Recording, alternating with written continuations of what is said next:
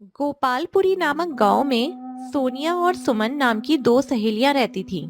सुमन अपने माता पिता के साथ बहुत ही छोटे से मकान में रहती थी। वहीं सोनिया बहुत ही बड़े घर में रहती थी और बहुत अमीर थी। सुमन बहुत ही अच्छी और ईमानदार लड़की थी। सोनिया बहुत ही घमंडी और लालची लड़की थी, परंतु फिर भी वे दोनों बहुत ही अच्छे दोस्त थे। वे दोनों साथ में ही स्कूल जाते, साथ में ही घर आते और स्कूल से आने के बाद दोनों रोज शाम को पार्क घूमने जाते थे। फिर एक दिन सोनिया सुमन से कहती है, तुम्हें पता है हमारे गांव के बाहर जंगल है, वहाँ कोई गुफा है और मैंने सुना है जो कोई भी उस गुफा में जाता है वो वापस लौटकर नहीं आता। ये सब कहने की बातें हैं, ऐसा कुछ भी नहीं है। चलो हम आज ही उस गुफा के पास घूमने चलते हैं। अच्छा तुम कहती हो तो चलते हैं। फिर अगले दिन सुबह सुबह सोनिया और सुमन उस गुफा की ओर घूमने चले जाते हैं। थोड़ी दूर चलने के बाद उन्हें दो गुफाएं नजर आती हैं। देखा सोनिया, यहाँ दो गुफा हैं, हमें कौन सी गुफा में जाना चाहिए? अरे मुझे क्या पता। सुमन और सोनिया दोनों ये सोच रही थी कि कौन सी गुफा में जाएं। तभी वहाँ एक परी प्रकट होती है और कहती है, मेरे इस जादुई जंगल में तुम दोनों का स्वागत है और जैसे कि तुम देख सकती हो तुम्हारे सामने दो गुफा हैं। एक गुफा अच्छाई की है और दूसरी गुफा बुराई की। अच्छाई की गुफा में जाओगी तो तुम्हें वहाँ एक वृद्ध महिला मिलेगी जो कई सालों से बीमार पड़ी है। तुम्हें उनकी सेवा करनी होगी।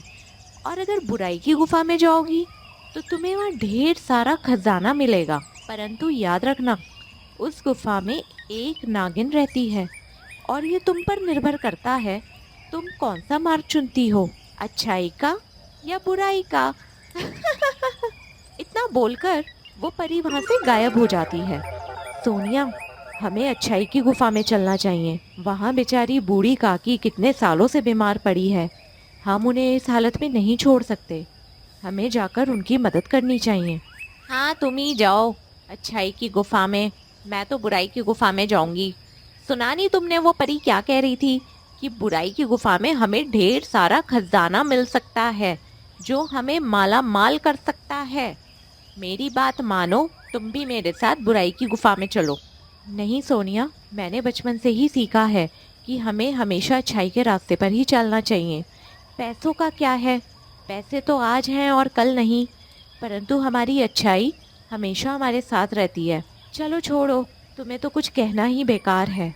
मैं तो चली अपने बुराई वाली गुफा में, तुम जाओ अपनी अच्छाई की गुफा में। इतना कहकर सोनिया बुराई की गुफा में चली जाती है और सुमन अच्छाई की। सुमन को थोड़ी दूर चलने के बाद गुफा के अंदर बहुत ही खूबसूरत दुनिया नजर आती है, जहाँ बहुत ही सुंदर सुंदर फूल खिले थे, तरह तरह के फल लगे थे। सुमन को बहुत भूख लगी थी तो पेड़ से फल तोड़कर खाने लगी। वाह, ये कितने स्वादिष्ट फल हैं। तभी सुमन को वहाँ एक कुटिया नजर आती है जिसमें से खांसने की आवाज आती है। सुमन उस कुटिया के पास जाती है। सुमन बोलती है, मैं आ गई हूँ आपकी देखभाल करने, अब आप बहुत जल्दी ठीक हो जाएंगी। सुमन सच्चे मन से उस अम्मा की देखभाल में लग जाती है, दिन रात उनकी सेवा करती है। सुमन रोज कुटिया की सफाई करती है, झाड़ू लगाती है, पशु पक्षी को खाना खिलाती है और बहुत ही अच्छे से अम्मा का ख्याल रखती है। वहीं दूसरी तरफ सोनिया की बुराई की गुफा के अंदर जाते ही उसे बहुत ही अजीब और डरावनी दुनिया नजर आती है। उसे बहुत ही डरावनी आवाजें सुनाई देती हैं। सोनिया खजाने के लालच में आगे बढ़ती रहती है। सुबह से शाम हो जाती है। सोनिया को बहुत भूख भी लग रही होती है। उस परी ने कहा था कि यहाँ खजाना है, पर मुझे दूर दूर तक कोई खजाना नजर नहीं आ रहा है और मेरी भूख से जान भी जा रही है। फिर थोड़ी और आगे चलने पर सोनिया को कुछ चमकती हुई चीज दिखाई देती है। अरे वाह, मिल गया खजाना। मैं जल्दी से उस खजाने के पास जाती हूँ और सारा खजाना ले लेती हूँ और फिर मैं अमीर बन जाऊंगी।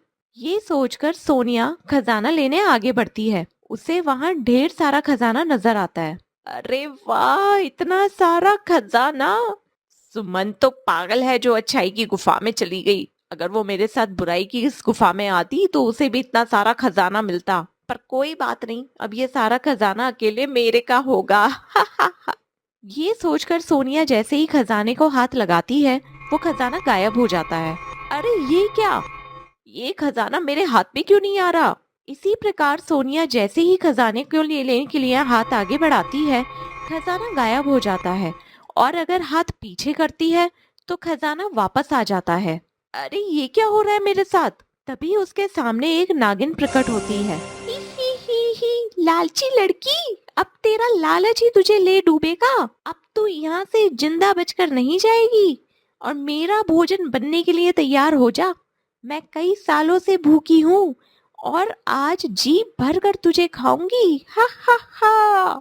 नहीं, मुझे छोड़ दो, मुझे जाने दो, मुझे कोई खजाना नहीं चाहिए, मुझे छोड़ दो। परंतु नागिन सोनिया को वहीं डस लेती है, और सोनिया चूहे में बदल जाती है। जो भी बुराई की गुफा में आएगा उसका यही हाल होगा। हा हा हा हा। दूसरी तरफ सुमन सच्चे दिल से उस अम्मा की देखभाल में लगी हुई थी। अम्मा, ये काढ़ा पी लो, इससे आप बहुत जल्दी ठीक हो जाएंगी। बेटी, तुम तो बहुत ही अच्छी और नेक लड़की हो। इतना बोलकर वो बूढ़ी अम्मा एक परी में बदल जाती है। सुमन, मैं तुम्हारी परीक्षा ले रही थी, और तुम उस परीक्षा में खड़ी उतरी हो, और मैं तुम्हारी श्रद्धा भाव से बहुत प्रसन्न हुई हूँ, और इसलिए मैं तुम्हें कुछ देना चाहती हूँ। फिर परी सुमन को बहुत सारा खजाना देती है। सुमन परी का धन्यवाद देकर वो खजाना लेकर उस गुफा से बाहर आ जाती है। गुफा से बाहर आने पर उसे पता चला कि उसकी सहेली सोनिया को नागिन ने डस लिया है, और वो वहीं गुफा के अंदर चूहा बन गई है। इस बात का सुमन को बहुत अफसोस होता है। काश सोनिया, तुम्हें मेरे साथ अच्छाई के रास्ते पर चली होती तो तुम आज मेरे साथ होती। तभी वहाँ सोनिया चूहे के रूप में आती है और कहती है, सुमन, तुमने बिल्कुल सही कहा था। खजाने की लालच ने मुझे अंधा कर दिया था, जिस कारण मैं बुराई की गुफा में जाने के लिए मजबूर हो गई। परंतु तुमने लालच नहीं किया और अच्छाई का मार्ग चुना, जिस कारण तुम्हें खजाना लेने की इच्छा ना होने पर भी तुम्हें इतना सारा खजाना मिला। काश मैं भी तुम्हारे साथ अच्छाई की गुफा में गई होती, पर अफसोस मेरे लालच ने ही मुझे ले डूबा। इतना कहते ही परी वहां पर आती है और सुमन से कहती है, तुम्हारी बातें सुनकर लग रहा है कि तुम्हें अपने किए पर पछतावा है। और ऐसा कहते ही परी सोनिया को वापस इंसान में बदल देती है। दोनों सहेलियां परी का धन्यवाद करती हैं और वादा करती हैं कि ये शिक्षा वो आगे भी सभी दोस्तों को देंगी। इस कहानी से हमें ये सीख मिलती है कि सच्चाई और ईमानदारी में वाकई बहुत ताकत होती है, इसलिए हमें हमेशा सच्चाई और अच्छाई का मार्ग ही चुनना चाहिए। अगर आपको ये कहानी पसंद आई है तो कृपया करके अपने चैनल नन्नू टून्स को सब्सक्राइब करें, वीडियो को लाइक करें, कमेंट करें और वीडियो को शेयर करना ना भूलें। मिलते हैं अगले कहानी में नए और मज़ेदार वीडियो के साथ।